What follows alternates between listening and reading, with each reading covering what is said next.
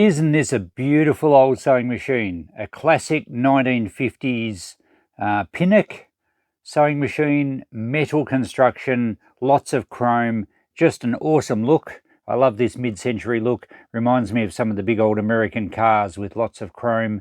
Very well made, and it works. Hey guys, Christine the Ultimate Recycler. This machine belongs to Christine, and any of you that watch her channel, Christine's Home Affairs, will see that she's actually sewn some projects on this one. But she's asked me to do a job on it, and I thought I'd show you the ins and outs of it. We've got to replace the cord. It's the original old fibre cord, and it's got a few dodgy spots in it. Now, I have tested it, and it is safe, and Christine has used it with this cord, but you know, we're better off replacing it. It's the old rubber underneath the fabric. It's the old rubber insulation, and it does break down with age. So let's put another cord on it, and I'll take you through the process of getting Christine's sewing machine back up and running safely. Now, these Pinnock sewing machines, this one's late 50s. I believe they set up a new manufacturing plant in Adelaide in 1957. And the tag on the motor actually says Elizabeth, South Australia. Elizabeth is a suburb of Adelaide.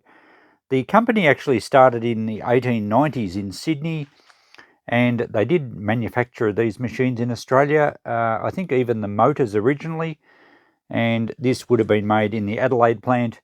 And I believe later they even had a small assembly plant in New Zealand, and they exported all around the world. Now, a bit of reading tells me that the plant closed in Adelaide in 1967, so it only went for 10 years, but they made some magnificent machines, and it's amazing that it's still going today almost as well as it did probably when it was new. So what we've got to do is replace this cord. You can see the old cord here. There is a bad patch I was holding before. You probably couldn't see it. There it is. And I think the rubber inside it has actually melted a little from heat, and it's sort of fused itself through the fabric covering. Now, as I said, it still did test safe on my portable appliance tester, but I would never tag an appliance as safe because of that, the look of that cord. The other reason I wouldn't actually tag it as safe is because the insulation is peeling back from the plug, and you can see the old rubber coating over the wires there. So that's a green for earth and a red for active, and there should be a black for neutral on this side. So yeah, even though it is actually safe to use carefully, of course, it's not ideal. It certainly wouldn't pass the proper test for me to put a tag on it, and I don't want Christine using dodgy stuff, and she's scared of electricity, so we're going to put another cord on it. Also, in this video, we'll try and repair this crack. The foot pedal is a Bakelite one, and it's obviously been dropped or something at some stage, and it's cracked the casing. Now, it still works okay, but I think we'll probably take the bottom plate off it, and we might just glue it inside, maybe with some JB Weld, perhaps reinforce it a little bit. You can see a bit of flex in the casing there. Otherwise, it's okay. There's no other damage. A little bit of a chip to the front skirt there, but we won't worry about that. So we'll strengthen that. We'll glue that up. We'll replace the cord. I will keep the original plugs on it. This is probably an Australian-made plug. Yeah, it's HPM, and that's in good condition, so we will keep that. And the plug here is a sturdy plug that actually goes into the machine itself, and that appears to be in good condition. And I like to keep all the original fittings if I can. So that plug actually goes in. Oh, the wires go into the motor. Oh yeah, that plug actually goes into the foot pedal. Okay, so we have our mains plug, our power from our foot pedal, and both wires go into a junction box underneath the motor there, which we'll have to dismantle. The cord I'm using, the wiring, is actually some that just came in the scrap today. It's I chopped the old plugs off it. It's a more modern wire. It's the PVC plastic, blue for neutral, brown for active, and green/yellow for earth. Even though it's secondhand, it's perfectly fine to use. And I'm going to eventually put some old cloth covered cord on it. Not old original, you can get reproduction. And I do have a roll. Actually, I have a roll of original stuff that's as new. So when I find that, I'll probably put it on here because it will look much better than the PVC cord. But this will certainly do for now to get the thing usable, and so Christine can safely put it back to work in her sewing room. Okay, enough chatter. Let's tip the machine over, and boy, they're heavy compared to the modern machines. We'll put it down on the towel there so we're not going to hurt anything, and we'll take this cover off. I think we actually have to remove the motor to get into this cover, so we'll take the motor off. The belt's just like a huge rubber band, and it's still actually quite good. I think you could probably still buy these sort of belts. So we only got 2 screws here to remove the motor. And of course, back in the 50s, you didn't have Phillips head screws. They were all flatheads. Now these screws are, you'll notice there's a slot through the bracket here that the motor mounts on to allow for a bit of adjustment so that you can tension the belt if you need to. All right, we'll make sure we don't lose any washers. There's one washer on that one. There probably should have been another one, but it's missing. All right, that will provide us access to the Bakelite junction box here. So we'll remove the cover. And there we have good access. Let's get a bit closer so you can see the wires go in here. This side, the right-hand side, is the mains in, so you need to take note of that. And the other side goes out to the controller. You'll see there's some brackets here which provide strain relief so that if the wire gets a tug, it doesn't pull the actual inner wires off the terminals and cause things to short. So it's always important that the strain relief is secure. So this one has both earths go to the center pin by the look of it. Oh no, there's no green going to that, so it's just 2 wires going to the controller. So that's interesting. We might have to either snip the earth off when we're using this wire to the speed controller or the foot pedal and snip it off the other end. Yeah, that's probably the easiest way. I don't need to find a different cord. Now let's take these clamps out, and it's important probably to take a photo before you start pulling all the wires off so that you know exactly which wires go to which terminals. It just saves any confusion later on. Now, that screw is a bit loose. And remove the clamps. Let's remove these nuts on the terminals. So that's the mains neutral. And those nuts weren't very tight actually. And there's the active from the mains. So the earth goes to the center, which is actually the nut. It's a brass nut that the cover screws into. But it obviously also provides a spot for the earth wires to be joined. So that's got the mains cord out. A little brass cup that holds the earth wire can go back on top of that nut. And then the wire out to the foot pedal just has an active and a neutral and no earth. We'll remove these wires for the moment. And there's a second nut. So the first thing we'll do is we'll replace this cord, and we'll attach the wires onto those terminals, and then we can replace the mains cord. I don't suppose we can get this rubber sleeve off. I'm not sure. It feels like it's still flexible enough, because that will serve a purpose of slipping over the other white cord and just helping the clamp it down. Although I think the white cord's a little bit thicker, so I think we'll have no troubles clamping that anyway without the sleeve. So we also need to measure our cord so that we've got the same length, and we'll fit the ends on later. Now that I have a suitable cord length, we've just got to work out how far to cut the sheath back. So I think that should be fine about there. So we'll just mark that with a marker. I don't have the little eyelet things that they've used on here, but I'm sure we can twitch the wire neatly enough to do up on the terminals safely. Now, I have done a video on fitting a plug quite a while ago. It's probably a couple of years ago on my channel, and I'll link it up above now. And that goes through in quite a bit of detail how is best to prepare the wire and how to twitch it and how to attach it to the plug safely.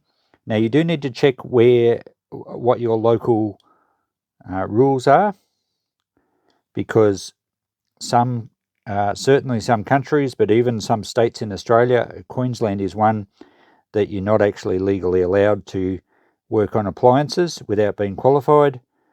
But in Victoria, and I have had arguments with people over this, but in Victoria, it is perfectly legal for someone that displays competence to refit a plug or rewire an appliance. So you do not need to be a qualified electrician, and I'm probably going to get people comment on this one that think or they've been told that that's not the case. I have had direct communication with Energy Safe Victoria because I wanted to get proper clarification on this, and you are allowed to rewire an appliance without being a qualified electrician. You of course need to know what you're doing, and hopefully I can show you that. So I've just scored the sheath a little bit around the outside, as you can see, and bending it back and forward a little bit, it allows it to separate from the wires without actually cutting the wires. So what I was doing there was just rocking the blade across it. I'm not cutting, I'm not sawing, I'm just scoring it really, and it allows it eventually to pull off. I need two hands to do this, closer to me. Oh, there we go, it just slipped off. I had to be careful of my shoulder. For those of you that don't know, I had a shoulder reconstruction operation last year, and I have to be pretty careful how much stress I put on it still. So that slipped the outer sheath off. We should have plenty of wire length there. I'm going to, because we're doing just the 2-core one, I'm just going to snip the earth back, and we simply just won't use the earth wire, making sure we don't damage the other two, and that will be perfectly fine.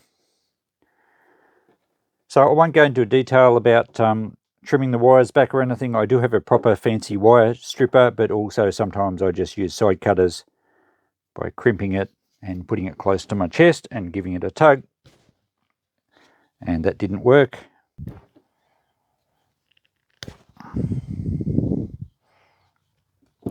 Alright, that got it a bit. The wire's a bit old. I think it probably works much better with newer wire. I might get my wire stripper and just clean it up a little bit, and then we need to twitch them. But I won't go into detail about that. If you want to know more about how to do that properly, have a look at the video that I referenced earlier. Okay, I thought I was recording, and I wasn't. I was going to show you how well this stripper works. Let's do it on the earth wire here. These are great strippers. They work really well, and if you want to purchase one, I'll put a link underneath. You can buy them on Amazon, and they're fantastic. So that's all we need to do. Twitch it up so there's no loose wires. Of course, we're not using that wire, but we're using these ones. So now we can wire this back up to the junction box. Since I don't have the little eyelets that they used, I've bent the twisted copper ends of the wire to the right shape to go around the posts on the terminals. And I'm going to take them into my little workshop and just tin them so that they're soldered and they stay in that shape, and there's no loose little hair wires sticking out that can short on anything. And that way they'll be a good secure connection, and there won't be any risk of, when you're doing the nut up, spreading the wires out and causing them to fray. Pretty easy to tin the wire if you've never done it before. Soldering is fairly straightforward. As long as you get enough heat into the wire, don't try and melt the solder on the soldering iron and then let it drip on the wire. It's not going to work. You need to heat the wire up enough that it melts on the wire, and then it's going to soak right into it. And now we can put the wires over the terminals, and you'll see that they hook on nicely now that we've tinned them, and the nuts will hold them securely in position. I think we'll do the nuts up first, and then we'll push the wires back up so that the sheath is under the clamp. So I've got the brown as the active, which is the same as the red. I don't know that it makes a lot of difference with the two wires just going to the speed controller. It probably would work either way, but we might as well put them on the way they came off. So we'll just assemble all the nuts, and we'll do the same with the other wiring, and we'll put it all back together. And there's our wiring all done, nice and secure. Everything's tight. It's quite neat. I think it's a bit neater than what it was. There's a lot of wires in a little box, so all the same. So now we've just got to put the cover back on, make sure nothing squashes or jams. These wires here go off to the light, so we'll make sure they're located in their spot correctly. There we go. So that part of the job's all finished. I'll put the screw back in there. And then all we have to do is fit the two plugs off, take them off the old cord and fit them onto the new cord. Oh, and of course we have to fit the motor back on the machine and tension the belt. Now that I've turned the machine up the right way and I have the cords coming here and they're both white, I forget which one has the earth that goes to the mains plug and which one goes to the foot pedal. So I've just put the meter on diode check and we can see which one, that one has an earth wire that's connected, because remember we snipped the other one off. So we better not mix that up. That one has the mains plug. Let's put a line on it right now. Okay, we'll fit that one first. Fitting off the plugs is pretty easy. I didn't worry about tinning the wires because the twitched wires go under the terminal screws quite well in the plugs.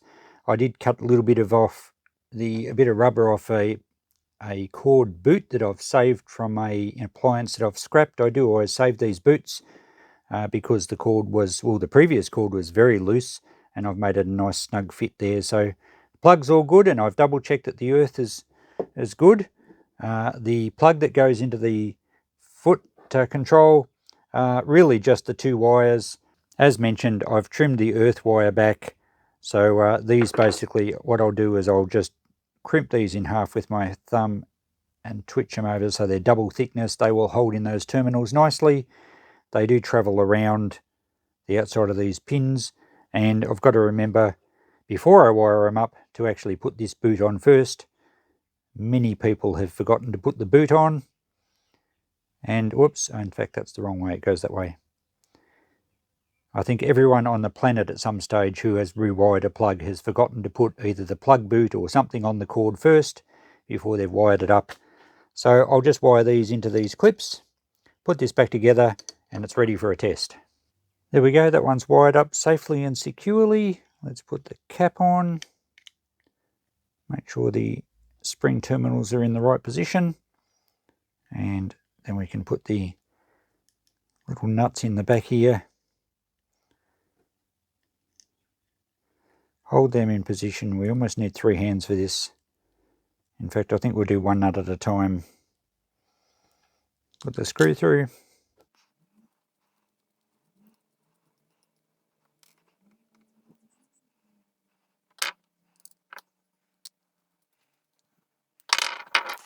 There we go. Our sewing machine's all ready electrically to be tested. I just have to try and glue the crack in the foot controller and our job's finished. So I've just pulled the bottom cover off this foot control and it's cracked on this side. I don't think I've ever pulled one of these apart before. It looks like it's got resistance wire, like a heating element, but it wouldn't get overly hot. And when you operate the pedal, because this end bracket is angled, whoops, I don't think that was supposed to happen. All right, now it's like one of those stretchy muscle training things. We'll flex that back out. Anyway, that should be fine. But because this end's tapered, as the pedal goes down, it progressively hits more of these connecting tabs. So the more that connect, the less resistance you're going to have because it's shorting out some of the loops, and so the machine goes faster. So that part looks okay. Clearly we have to put this back together now, but I think it's flexing more than it should because of the crack in this case. So I was going to have to take this out anyway, and we'll try and get some JB Weld inside this case and maybe a bit of fly wire or something to reinforce it. Righto, let's get this out. Lucky I was videoing it because I can see how it looks. I'll have to look back on the video to see how it goes. But I think it should be fairly self-explanatory. Oh, we've got to get this one connector off here and then the whole lot can lift out, I think. Carefully, I don't want to bend all these springy things. There we go. So hopefully that goes back into its original position okay. We'll get that nut out of there and the washer. And we've got pretty good access now to the inside of the casing here. And I think we can, there's a bit of clearance, so I think we can get some JB Weld in there. I might just grind it down a little bit with a Dremel, and then we can fill the channel. I've taken the other contacts out of there so we get really good access, and we can see that it's cracked right through to the top. So I don't have a lot of room to work, especially at the top, because the pedal, it's got to come past there. But as I said, I think I'll just grind a little bit of a channel in there, fill it full of JB Weld. Should do the job. We'll still see that it's cracked outside, but at least it won't flex. And if we keep the crack closed up, it's not that noticeable. Speaking of not noticeable, I didn't notice that the other end of this was cracked as well. So when I was mucking around getting it ready and grinding it with the Dremel, the other end let go and it basically fell in half. I had to remove the actual pedal, which operates on a very strong spring, so hopefully I can get that back together, and a pin, which is the pivot pin that goes right through the middle. So, and then what I did was I actually put the base back on with the 4 screws, because that holds the 2 halves aligned, and then I used some JB Weld, and it's been clamped up for 24 hours now, so hopefully it holds. I mean, it's pretty good stuff, the JB Weld, but I wasn't able to get any reinforcing mesh in there at all, any fly wire. So this will be a good test for the JB Weld, especially when I'm trying to put the pedal back on with that strong spring. So you can see in there I've got, can you see? Yeah, all that grey down there. I made it fairly thick without hopefully interfering with the movement of the pedal. And the other part was at the back here. And now that I've got the base cover on, you can't even see where I've done that. So I need to take the base off again. Then I need to reassemble it, try and sort this little mess out. And if it all stays together whilst I'm assembling it, it should be plenty strong enough. So we'll have to remove this bottom panel and then start reassembling. Okay, so there we can see I did a bit of filling in there with the JB Weld. So it feels pretty sturdy. We've got a fair bit of thickness through there. So hopefully that doesn't interfere with anything, and it looks as though it's going to be pretty strong. And you can see the line on the outside, but I think if I run over that with a little bit of, oh look, I'm not going to bother. It's going to be fine. It's cracked, it's repaired. That's part of its story. As long as it stays together in operation, we're all going to be happy. All right, I have to put this pedal back on first.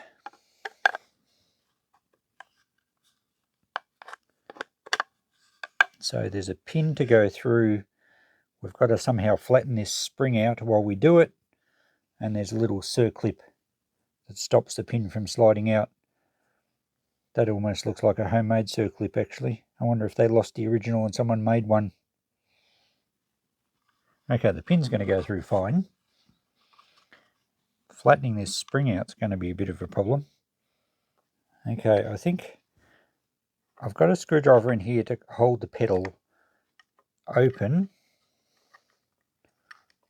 or at its highest travel, because that reduces the amount that I have to squash the spring. You may not be able to see this from the camera angle, but you'll see when things go wrong and fly out, I guess.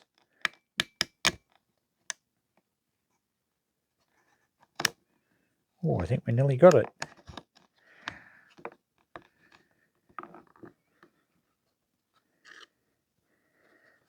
Got it most of the way. We haven't got the pin through the other side yet, but we're close. And then the pin has to go down a bit more and across. That's in. We have the pivot pin in. And the case is held together. That's good. So you can see the spring's got a fair bit of tension on it there. Now I need to push the pin through a little bit further. There should be a groove here somewhere to put the circlip on. So the pin can't actually come out the other side, it's a blind hole. So we push it through far enough, there's a little circlip groove. So we'll put this circlip in there.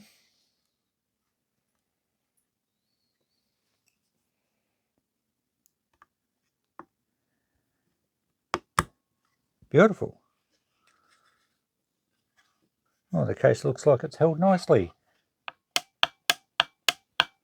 Success. Now we've got to get these back in. That's pretty straightforward. This is going to be more of the challenge. Okay, so that's got that connector in, and you can see that it contacts on that pin. Works beautifully, and I'm just noticing that our JB Weld does not interfere with the travel of the pedal. So that's all gone together exceedingly well. Now the challenge. Okay, I don't think this will be too bad. It looks worse because when they're let go, they twist like that. But when we get them all straight and a bit of stretch in them, they look fine. So I'll drop that one in its position. Oh, we do have a problem. I think I've filled up some of the groove with JB Weld.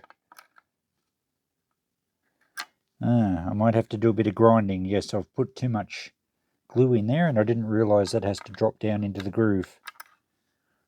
The others will be fine. I think that one goes at the back.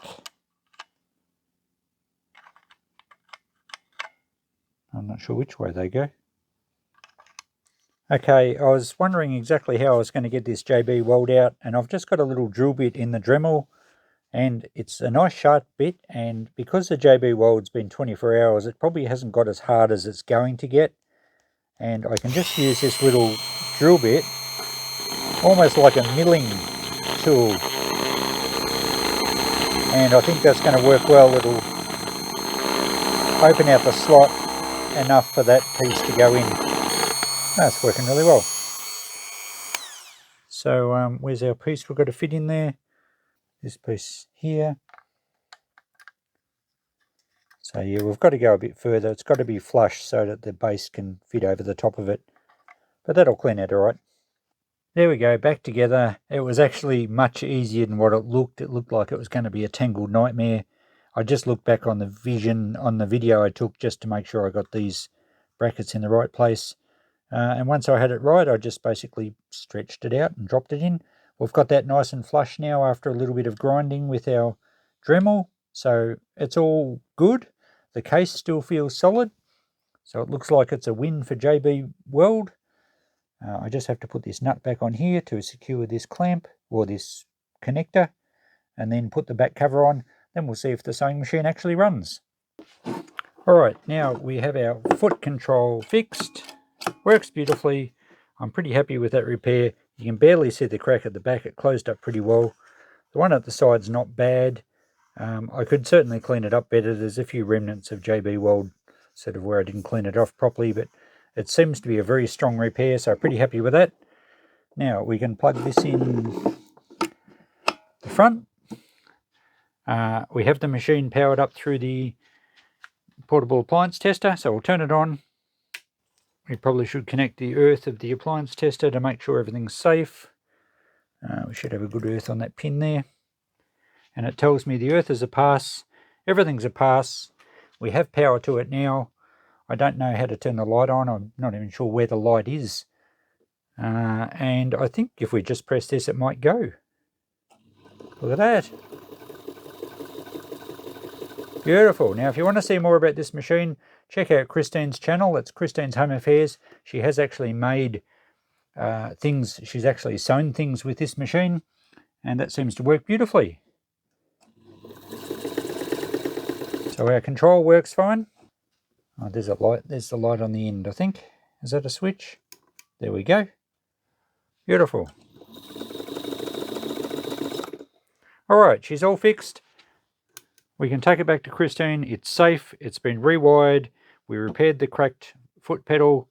We will replace it if we find a better one, but that should certainly last. And if eventually I do get some nice fabric covered vintage cord, I think it might look a little bit better, but I kind of like the black Bakelite plugs with the white cord. It actually looks pretty good. Anyway, I can get that off my workbench now. So there we go, guys. A bit of different repair work for you. Christine's jobs, they jumped the queue. What can I say? Thanks for watching, guys. We'll catch you in the next video. Bye for now.